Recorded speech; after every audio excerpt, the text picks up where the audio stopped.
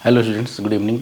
तो हम लोग कर रहे थे थर्मोकेमिस्ट्री के लेक्चर्स और आज उसी सीक्वेंस में डिफरेंट टाइप के रिएक्शंस पढ़ रहे हैं। डिफरेंट टाइप रिएक्शंस में जो एंथैल्पी चेंज है उसको क्या बोलते हैं, उसका क्या डिफिनीशन है, क्वेश्चन भी करने वाले हैं हम लोग। तो उस क्रम में हम देखते हैं आज एंथैल्पी ऑफ कंबशन क्या होता है। साथ साथ में ऐसे तो बहुत डिफिनीशन तो 1-2 लाइन का होता है, उससे कोई मतलब नहीं, ठीक है। लेकिन जब तक सवाल ना करें तब तक वो समझ में आएगा नहीं। फिजिकल केमिस्ट्री का पूरा एक एक वर्ड, एक एक सेंटेंस, 4 लाइन का सेंटेंस हो, लेकिन क्वेश्चन उस पर आना चाहिए आपको, बिल्कुल। तो हम लोग करेंगे भी क्वेश्चन, एंथैल्पी ऑफ कंबशन को समझेंगे और क्वेश्चन में उसको अप्लाई भी करेंगे। सबसे इंपॉर्टेंट जो पार्ट होता है, अगर आप स्टूडेंट सही हैं आप, ठीक है, तो आपको बहुत अच्छे से समझ में होगी ये बात कि फिजिकल केमिस्ट्री में सबसे इंपॉर्टेंट है क्वेश्चंस का डिस्कशन है, मैक्सिमम क्वेश्चन सॉल्व करना। चलिए देखते हैं एंथैल्पी ऑफ कंबशन क्या है।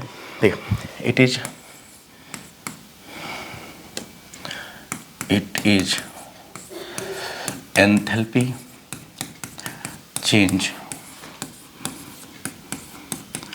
in a reaction where 1 mole of a compound। तो यहाँ ठीक है, ये किसके रेफरेंस में लिखते हैं? एंथैल्पी ऑफ फॉर्मेशन लिखा था हमने प्रोडक्ट के रेफरेंस में, और ये है रिएक्टेंट के रेफरेंस में। ये डिफाइंड है 1 mole of reactant.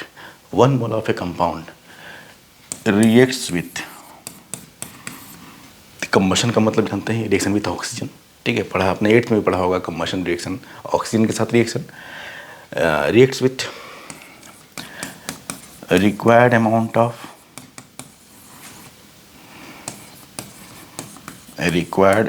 Of oxygen to produce its most stable oxides। अब ये भी बात इंपॉर्टेंट है, नोट करें। मोस्ट स्टेबल ऑक्साइड्स मैं समझा दूंगा एक एक चीज़ का मतलब, डेफिनेशन नोट कर लो। वैसे भी कोई बहुत फ़ायदा नहीं है रटने से इसको, है ना। जब तक आप क्वेश्चन में नहीं अप्लाई कर पाते तो बेकार है। क्वेश्चन में अप्लाई नहीं कर पा रहे डेफिनेशंस को तो बेकार है पढ़ना, है ना। लिखना भी बेकार है, उसको क्या करोगे। फिजिकल केमिस्ट्री नहीं, है ना। सेंस होना चाहिए, समझ होना चाहिए। आता तो सवाल ही है, चाहे मेंस हो, नीट हो, एडवांस हो, कुछ भी हो, कि आपने समझा क्या, लिख तो लिया आपने, तो कहीं बुक में मिल जाएगा, बहुत बड़ी बात नहीं लिखी है मैंने, लेकिन उसके बारे में आप मतलब कहने का है वो, ठीक है। इंटरप्रिटेशन क्या होगा जब क्वेश्चन आएगा तब। चलिए देखते हैं। अच्छा, एक और लिख लो। When reactants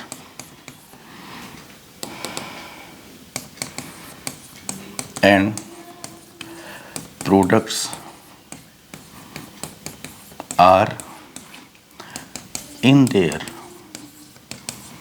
when reactants and products are in their standard state,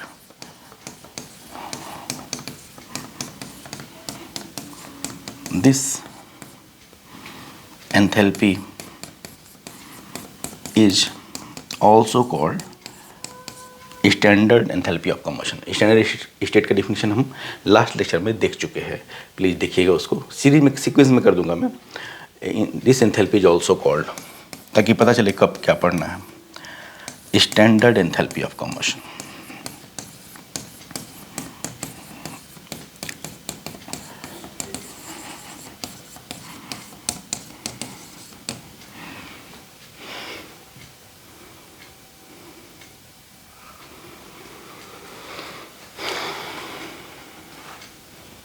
note कर लो।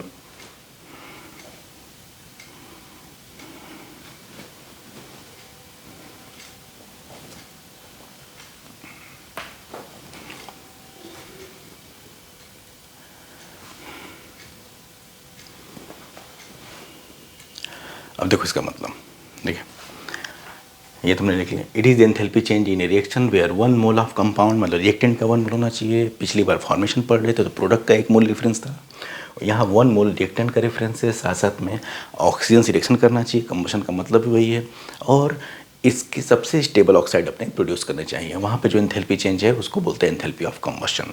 इट इज़ जनरली नेगेटिव, आप लिख सकते हैं इट इज़ नेगेटिव, है ना, always. It is always negative, मतलब ये एनर्जी हमेशा रिलीज ही होती है। It is always negative, always negative, आप ये लिख सकते हो। फॉर्मेशन मैंने कुछ नहीं हिस्सा नहीं लिखा, लेकिन एंथैल्पी ऑफ कंबशन, जब भी कंबशन होता है तो एनर्जी रिलीज होती है ना, एक्सोथर्मिक रिएक्शन है। चलिए देखते हैं।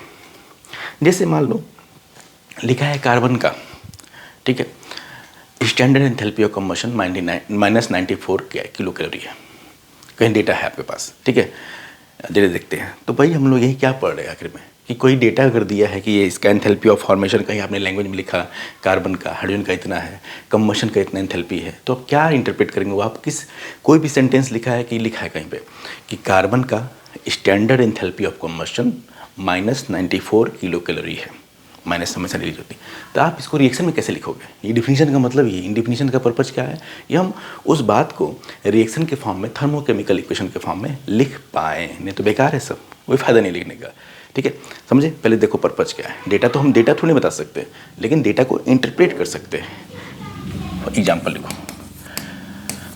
फॉर इफ़, एग्जाम्पल मैंने ये आप जो लिख रहे हैं, if it is given that, कहीं आपने देखा नेट पे, कहीं भी डेटा, ये तो डेटा तो एक्सपेरिमेंटल है। It is given that standard enthalpy, कहीं आपको इस तरह लैंग्वेज में मिल गया तो आपको क्या हो, बस उस लैंग्वेज को आपको किस रिएक्शन में लिखेंगे यही है, इसलिए जानकारी ये सब दी जाती है, इसलिए डिफिनीशन पढ़ना जरूरी है कि उस लैंग्वेज को आप रिएक्शन में तब्दील कर पाए, नहीं तो बेकार है। सबसे मेन मुद्दा यही है। Standard enthalpy of combustion of carbon is -94 kilo calorie. ये डेटा मुझे याद था, अदरवाइज को याद करने की जरूरत नहीं है, हमको डेटा थोड़ा नहीं याद करना है, डेटा तो दिया रहेगा। हम अब इस डेटा को कह रहे हैं रिएक्शन में तब्दील करिए, रिएक्शन में क्या रिएक्शन, किस रिएक्शन की बात कर रहा है, ठीक है। तो देखते हैं।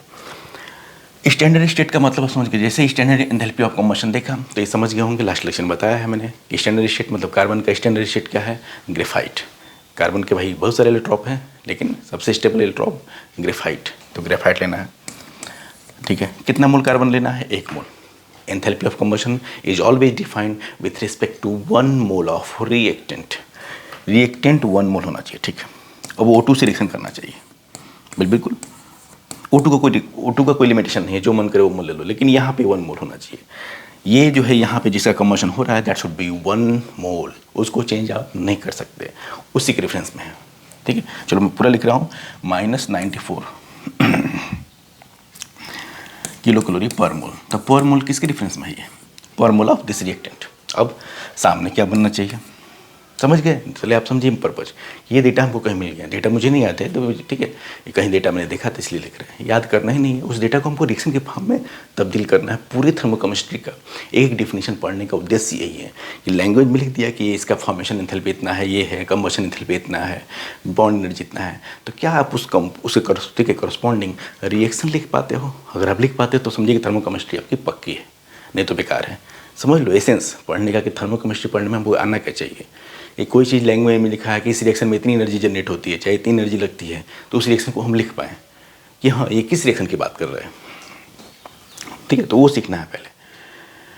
Carbon graphite plus O2। अब कार्बन हम जानते हैं O2 से रिएक्शन करके CO भी बना सकता है, कार्बन मोनोऑक्साइड भी बना सकता है और कार्बन डाइऑक्साइड बना सकता है। तो यहाँ पे क्या भाई, यहाँ पे क्या करें? ये 94 किसका है भाई? कोई कह सकता है सर हमने तो पढ़ा है ये कार्बन जो है जब O2 से रिएक्शन करता है तो CO भी बना सकता है। बिल्कुल, चाहे बिल्कुल बना सकता है भाई, क्यों नहीं। आपने 8th में पढ़ा है कि कार्बन का इनकम्प्लीट कंबशन होने से कार्बन मोनोऑक्साइड भी बनता है, जो कि हार्मफुल गैस है, चोकिंग गैस है। CO2 भी बनता है, तो हम कौन सा लें? तो डेफिनेशन में लिखा, आप डेफिनेशन पे जाएंगे कि यहाँ पे भाई O2 से रिएक्शन करा है, CO बनाए कि CO2 बनाए। अब लिखा है, अब जरा देखना है यहीं पे, मोस्ट स्टेबल ऑक्साइड। अब कार्बन का मोस्ट स्टेबल ऑक्साइड कौन है? CO2। क्यों है भाई? क्योंकि देखो जरा सिंपल सी बात है, CO नहीं है स्टेबल ऑक्साइड, तो ये रिएक्शन CO की 94 जो है वो CO को रिफर नहीं कर रहा है, CO2 बनने को रिफर कर रहा है। क्यों? CO में कार्बन का ऑक्सीडेशन नंबर कितना है? 2। CO में कार्बन का ऑक्सीडेशन नंबर है 2, CO2 में है 4, जो कि मैक्सिमम है। कार्बन का मैक्सिमम ऑक्सीडेशन नंबर कितना है? 4। अब ये आगे ऑक्सीडाइज नहीं हो सकता, CO2 can not further get oxidise, लेकिन CO का ऑक्सीडेशन हो सकता है, CO+2 में आगे बढ़ सकता है, CO2 में कन्वर्ट हो सकता है, लेकिन CO2 तो फर्दर ऑक्सीडाइज नहीं होगा। इसका मतलब जो कार्बन का स्टेबल ऑक्साइड है that is CO2 not CO। ठीक है, इसलिए जानना जरूरी था डेफिनेशन, समझे कि मोस्ट स्टेबल ऑक्साइड डेफिनेशन में क्यों लिखा है, वो आपको क्या बताना चाहते हैं। भाई कोई बच्चा कह सकता है ना कि सर ये 94 है तो लग रहा है कि C+O2 CO बन रहा होगा, उसका 94 एनर्जी जनरेट होता होगा। कोई कह सकता है बच्चा कि नहीं सर CO2 भी तो बनता हो सकता है उसका हो। देखिए जरा समझिए ये सब एक कि भाई उन्होंने ऐसा सेट कर दिया डेफिनेशन कि किसी भी आदमी को कन्फ्यूजन ना हो, कोई भी आदमी -94 को इंटरप्रेट करने में कन्फ्यूजन ना हो जाए। ठीक है, नहीं तो तर्क कर सकता था कि भाई CO क्यों नहीं, ये रिएक्शन जो है कि भाई दो लोग लिख सकते थे। एक आदमी लिखता है कि C+O2 से CO, उसमें एनर्जी 94 कैलोरी एनर्जी जनरेट होती है। दूसरा आदमी लिखता है C+O2 से CO2 बनने का, तो कौन सा सही होता है। तो उन्होंने डेफिनेशन में लिख दिया है, ठीक है, कि जो ऑक्साइड बनना चाहिए सामने, ऑक्सीजन से रिएक्शन करें तो ऑक्साइड बनेगा ही, वो अपने मोस्ट स्टेबल फॉर्म में होना चाहिए। इसका मतलब CO2। प्लीज बात ना समझ में आए जरूर कमेंट बॉक्स में लिखना। CO2 इसका डेल्टा H है, इसका डेल्टा H, और देखो कैसे लिखते हैं, एंथैल्पी ऑफ कंबशन को ऐसे लिख देते हैं, जैसे फॉर्मेशन में यहाँ F लिख देते हैं। ठीक है, तो डेल्टा HC0 इसका दिया हुआ है -94। डिफिनेशन को एक लाइन को समझना है, क्यों लिखा, कुछ तो पर्पज होगा, नहीं तो कन्फ्यूजन हो जाता है कि सर CO लिखें कि CO2 लिखें। C+O2 से तो दोनों बन सकता है, तो फिर कौन सा लें आखिर में। ये 94 किसका वाला है, CO बनने का है कि CO2 बनने का। तो लिख दिया डिफिनेशन में कि मोस्ट स्टेबल ऑक्साइड होना चाहिए, मतलब CO2 लेना है। अब बैलेंस करिए, बैलेंस करने में इसका एक ही मोल होना चाहिए, वो किलो कैलोरी पर मोल किसका है, कार्बन का है। एक मोल रिएक्टेंट का रेफरेंस होना चाहिए। ठीक है, फिर O2 बैलेंस है, ऑलरेडी बैलेंस है, ये तो करना पड़ता, -94 किलो कैलोरी। ये एक डिफिनीशन बहुत इंपॉर्टेंट है, मैंने बता दिया डिफिनीशंस लिखने का। लास्ट लेक्चर में बोला था मैंने कि डिफिनीशंस क्यों लिखे गए हैं, ताकि आप कोई जैसे डेटा दिया रहेगा, ये डेटा हमको नहीं याद करना है कि 94 होता है कि 95 होता है, ये क्या करेंगे यार, मैं बुक से देख के लिख रहा हूँ डेटा, मुझे क्या मतलब है कितना जी। लेकिन वो डेटा किसी खास रिएक्शन को रिप्रेजेंट कर रहा है, वो रिएक्शन लिखने हमको आना चाहिए। ठीक है, देखा कन्फ्यूजन हो सकता था, डेफिनेशन नहीं जानते तो कोई बच्चा तर्क कर सकता था, सर CO2 क्यों लिखे हैं, CO क्यों नहीं, उसमें तो हो सकता है। लेकिन डेफिनेशंस एक खास चीज़ को रिप्रेजेंट कर रहे हैं, एक खास रिएक्शन की ओर ही इंडिकेट कर रहे हो डेफिनेशंस। नहीं तो लिखना बेकार है, अगर आपको मतलब नहीं समझ पाए तो क्वेश्चन में भी वही काम आएगा, नोट करो। ठीक है, मतलब समझो कि ये सेंटेंस लिखा है तो हमने रिएक्शन के फॉर्म में उसको लिख दिया। अगर आप लिख पाए तो समझे कि आप समझ गए डेफिनेशन, आप समझ गए, कोई दिक्कत नहीं। नहीं लिख पाए तो भी थोड़ा और पढ़ना पड़ेगा आपको, पूरा पर्पज ये है यार, क्वेश्चन में भी यही काम आएगा। चूँकि स्टैंडर्ड स्टेट की बात की थी इसलिए मैंने बताया था, नोट लिखा है, वो स्टैंडर्ड स्टेट को रिप्रेजेंट करता है। कार्बन का स्टैंडर्ड स्टेट क्या है, ग्रेफाइट 1 बार पे मोस्ट स्टेबल स्टेट बताया गया है। चलो सब बात है, चलिए अब आते हैं क्वेश्चन पे। क्वेश्चन में भी हम सब चीज़ें करते रहेंगे। अब ठीक है, क्वेश्चन हम लोग पहले बेसिक से करेंगे, हेस लॉ से करेंगे, साथ साथ में हम लोग फॉर्मूला भी बनाएंगे लास्ट में, शॉर्टकट जैसे फॉर्मेशन बनाया था उस तरह से। लेकिन पहले basic, Hess law is most important, इसलिए मेरा सेकंड लेक्चर हेस लॉ का था। आप देखिएगा सीरीज सीक्वेंस में कर दिया जाएगा, प्लीज़ उसी सीक्वेंस में आपको देखना है। कोई बात ना समझे, अगर सीरियस कैंडिडेट है तो जरूर कमेंट बॉक्स में लिखना है कि सर ये बात आपके पल्ले नहीं पड़ी। बिल्कुल लिख सकते हैं यार, क्या फ़ायदा है ना।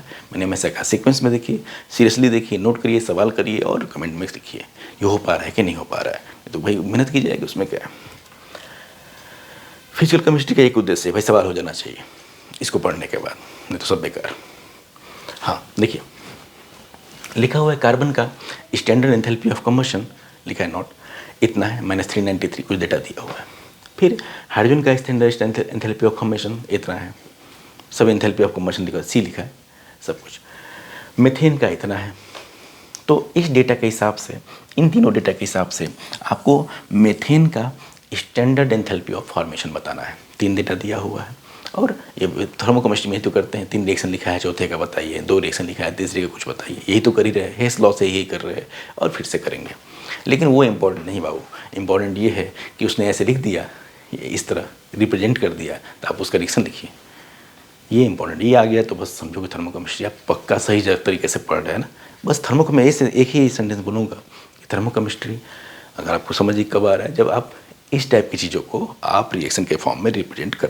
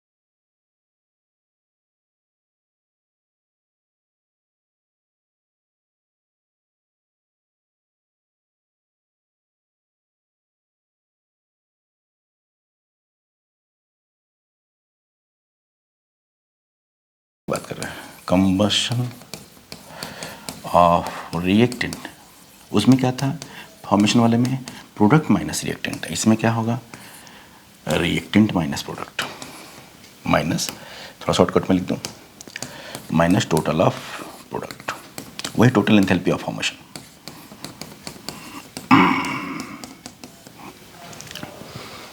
रिएक्टेंट माइनस, यहाँ देखो रिएक्टेंट माइनस प्रोडक्ट। अब इसी क्वेश्चन कर लेते हैं शॉर्टकट में, उसी क्वेश्चन को फिर एक और क्वेश्चन कर लेते हैं ये है। लेकिन इंपॉर्टेंट है अगर सबका कंबशन डेटा दिया है तो, फोकट में नहीं। मैंने कहा था पिछली बार कि जब सबका अगर फॉर्मेशन डेटा दिया रहता है, किसी रिएक्शन का एंथैल्पी निकालना है तो उसमें जो चीज़ें इन्वॉल्व हैं रिएक्टेंट प्रोडक्ट, सबका अगर फॉर्मेशन डेटा दिया हुआ है तो क्या करते हैं total enthalpy of formation of reactant product, enthalpy of formation of product minus reactant करते हैं।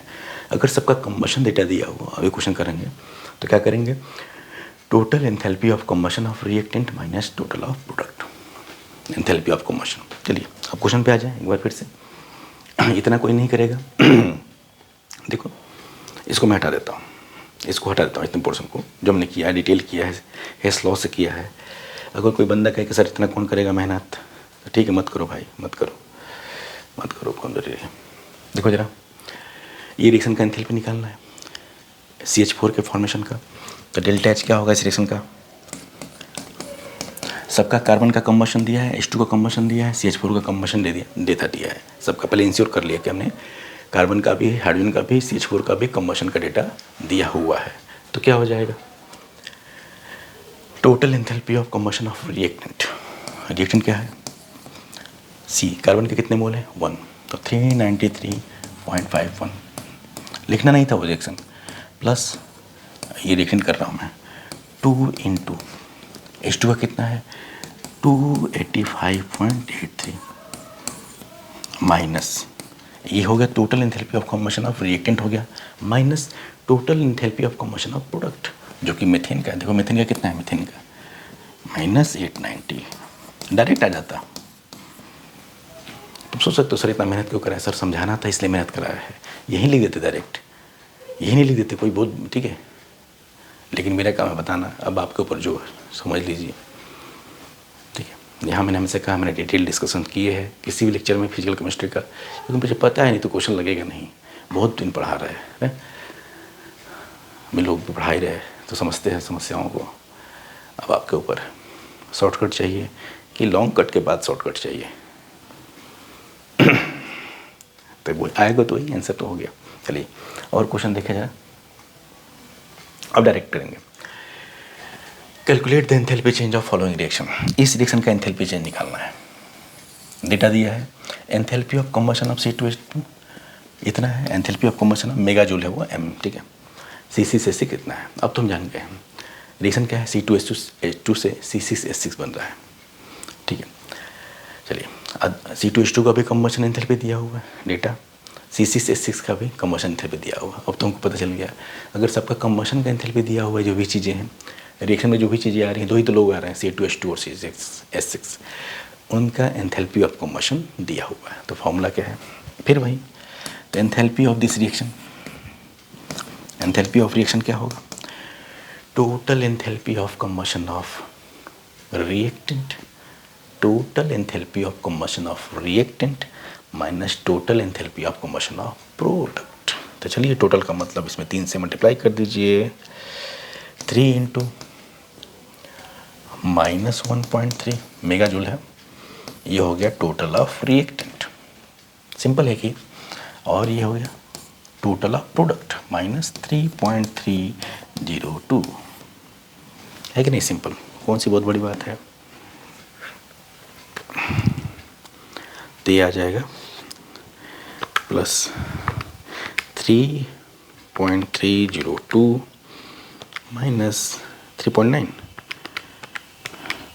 तो ये आ रहा माइनस 0.598। देखा क्वेश्चन में तो फार्मूला डायरेक्ट करेंगे, वो तो पढ़ा रहा था मैं, मेगा जूल पर मोल। देखिए जरा कंबशन, फिर से शॉर्टकट, ठीक है शॉर्टकट ही करेंगे, क्वेश्चन में हम लोग को शॉर्टकट से ही करना होता है, लेकिन उससे पहले समझना होता है कि क्या मतलब है, क्यों शॉर्टकट कहाँ से आया, कहाँ से आया वो, हवा में आ गया क्या, मन के क्या उसको, नहीं नहीं हमें ऐसे लिखना है। डिटेल आप नहीं समझेंगे तो समझ भूलिए, शॉर्टकट याद भी रहेगा। और शॉर्टकट हर जगह काम नहीं आएगा, मैं बताऊंगा, शॉर्टकट हर जगह काम नहीं आएगा।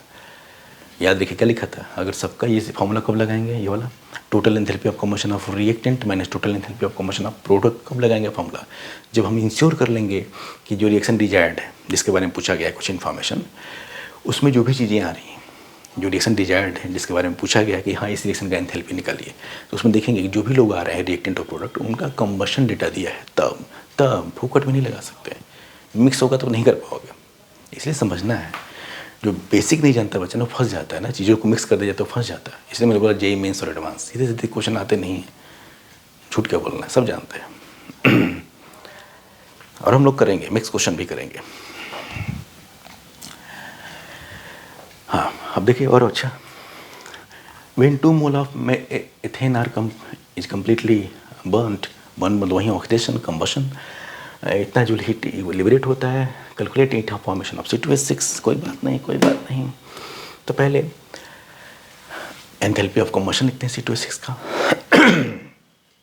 अच्छा, 2 मोल एथेन के जलने से इतनी हीट लिबरेट हो रही है, 2 मोल एथेन के जलने से इतनी हीट लिबरेट हो रही है, तो एंथैल्पी ऑफ कम्बशन कितना होगा उसका, 3129।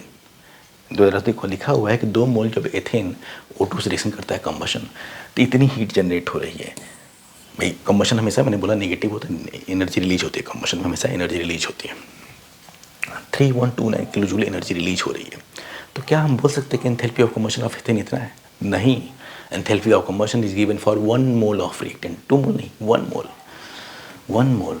ठीक है, तो पता है एंथैल्पी ऑफ कम्बशन कितना होगा एथेन का?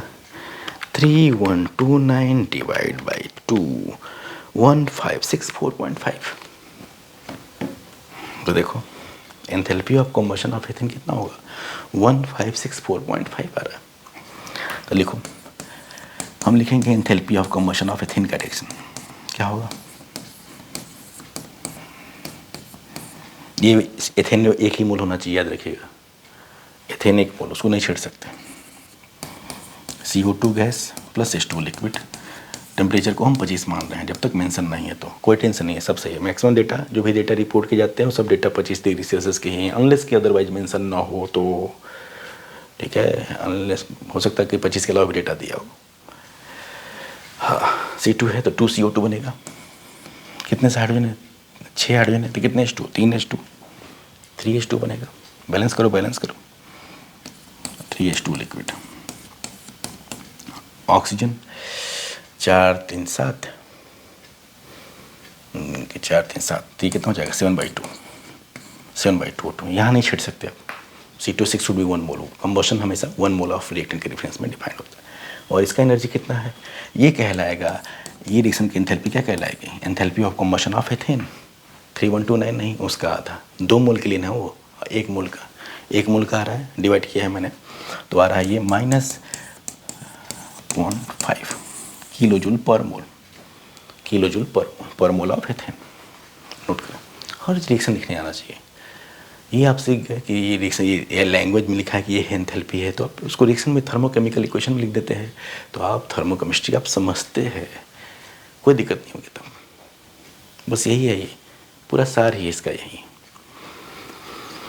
ठीक है, बस आप ज़रा देखिए, इस डेटा के हिसाब से इसका फॉर्मेशन एंथैल्पी निकालना है एथेन का। अब देखते हैं, ये रिएक्शन है, इसका एंथैल्पी दिया हुआ है क्या, और जो चीज़ें उनके बारे में क्या जानकारी है। एथेन के बारे में पूछा गया है, फॉर्मेशन एंथैल्पी पूछा गया, जानकारी नहीं है। O2 का फॉर्मेशन एंथैल्पी कितना होता है, 0, बताया मैंने लास्ट लेक्चर में। स्टैंडर्ड स्टेट में O2 का फॉर्मेशन एंथैल्पी कितना होगा, 0। CO2 का कितना है, क्या दिया है, फॉर्मेशन डेटा है दिया है। H2 का भी फॉर्मेशन डेटा दिया है, मतलब सब कुछ फॉर्मेशन दिया है। एथेन का भी, CO2 का भी, H2 का भी फॉर्मेशन ही दिया है। तब क्या फॉर्मूला लगेगा इस बार, अगर सबका फॉर्मेशन का डेटा दिया है तो कौन सा फॉर्मूला लगता है, total enthalpy of formation of product minus total enthalpy of formation of reactant. अब ये लास्ट लेक्चर वाला क्वेश्चन हो गया। अगर जो भी चीज़ें हैं उनमें सबका फॉर्मेशन का डेटा दिया है, चाहे पूछा भी है, तो हम कौन सा फॉर्मूला लगाएंगे, कि बताया गया था, क्यों हवा में नहीं बोला जा रहा है। ठीक है, शॉर्टकट पहले, ठीक है, पहले हम लोग डिटेल करते हैं तब जाके शॉर्टकट पे आता है। Total enthalpy of formation of product minus reactant. देखिए इसका मतलब ये जो होगा इक्वल टू क्या करेंगे, total enthalpy of formation of product. Total मतलब मोल से मल्टीप्लाई करो स्टोइकोमेट्रिक कोफिशिएंट से, तो 2 इंटू माइनस 395 ये हो गया CO2 का टोटल, फिर 3 इंटू माइनस 286 समझ के लिखना, ये हो गया total of product, total of product minus total of reactant 7/2 into 0 O2 का भाई स्टैंडर्ड शेट में बताया गया था एलिमेंट्स का कितना होता है 0, फिर प्लस मान लो C2H6 का x क्या माना है हमने, x क्या माना है C2H6 का फॉर्मेशन का एंथैल्पी यहीं पूछा गया है। तो क्या यहाँ से x की वैल्यू नहीं आ जाएगी, बिल्कुल आ जाएगी। ठीक है, क्या हमें यहाँ से x नहीं, यहाँ से x निकालना है। x क्या है, enthalpy of formation of C2H6। Note करो, लेकिन समझ के जब कंबशन डेटा सबका दिया हो चाहे पूछा हो तो रिएक्टेंट माइनस प्रोडक्ट करते हैं। इस बार कैसा क्वेश्चन था, लास्ट लेक्चर वाला क्वेश्चन था, फॉर्मेशन डेटा दिया था सबका, फॉर्मेशन पूछा था, फॉर्मेशन दिया भी था। तो अगर फॉर्मेशन के बारे में बात की हो सारे, ठीक है, इंडिविजुअल स्पीसीज का जो भी आ रहा है रिएक्टेंट्स प्रोडक्ट में सबके बारे में फॉर्मेशन का डेटा के बारे में बात की हो, तो कौन सा फॉर्मूला लगाएंगे, total of product minus total of reactant.